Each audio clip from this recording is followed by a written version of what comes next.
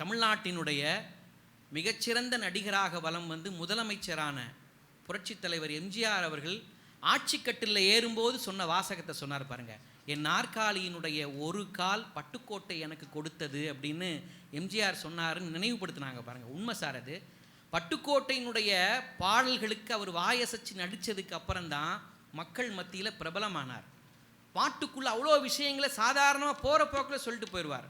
ஒரு அம்மா தன்னுடைய குழந்தைய நீச்சல் வகுப்பில் சேர்த்து விட்டுட்டு திரும்ப கூட்டு வரதுக்காக போனாங்க. 2-3 நாள் தொடர்ந்து நீச்சல் வகுப்புக்கு போயிட்டு வந்தா பாப்பாவை கூப்பிட அந்த அம்மா போனாங்க.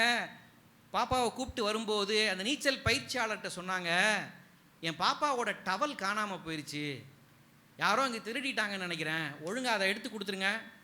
என்ன இது பழக்கம், இது வந்து 3 நாள் தான் ஆச்சு, அதுக்குள்ளே என் பாப்பாவோட டவல் காணாமல் போச்சே அப்படின்னு அந்த அம்மா வந்து கம்ப்ளைண்ட் பண்ணாங்க. அந்த பயிற்சியாளர் கேட்டார், இந்த டவலுக்கு எதாவது அடையாளம் இருக்குமா சொல்லுங்கள் அப்படின்னார். உடனே இந்த அம்மா சொன்னாங்க, டவல் வெள்ளையாக இருக்கும் அப்படின்னாங்க.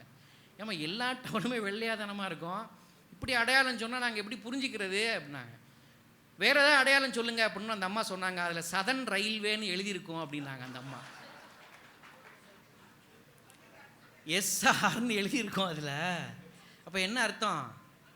ட்ரெயினில் கொடுத்த டவலை களவாண்டது இந்த அம்மா. முதல்ல இந்த அம்மாட்டிருந்து ஒரு போய் உருவிட்டு போயிட்டான். நீங்கள் ஒரு 10 நாளைக்கு முன்னாடி செய்தித்தாளில் வந்த செய்தியை படிச்சிருப்பீங்கன்னு நினைக்கிறேன். ரயிலில் ஏசி வகுப்பில் பயணம் போகிறவங்க தான் அந்த டவலை பூரா களவாங்கிறாங்கன்னு சொல்லி ஹிந்து தமிழில் நியூஸ் வந்துச்சுங்க.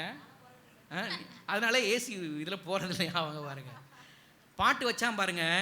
சிந்தித்து பார்த்து செய்கையை மாத்து, சிறுசாயிருக்கையில் திருத்திக்கோ, தவறு சிறுசாயிருக்கையில் திருத்திக்கோ.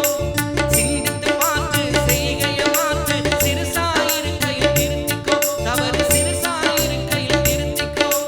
தெரிஞ்சும் தெரியாம நடந்திருந்தா அது திரும்பவும் வராம பார்த்துக்கோ. திருடாதே பாப்பா திருடாதே. நான் வரி பாருங்க. சிந்தித்து பார்த்து செய்கையை மாத்து, சிறுசா இருக்கையில் திருத்திக்கோ. தெரிஞ்சும் தெரியாமல் நடந்திருந்தா அது திரும்பவும் வராமல் பார்த்துக்கோ. நான் பாருங்க, இப்படி ஒரு வரி எழுத முடியுமா மற்ற கவிஞரால்? அதானங்க நாற்காலியவே பரிசாக கொடுத்தார் பட்டுக்கோட்டை வந்து எம்ஜிஆருக்குன்னு சொல்லி ரொம்ப அழகாக தன்னுடைய வாதத்தை பதிவு செய்துட்டு போய்கிறாங்க.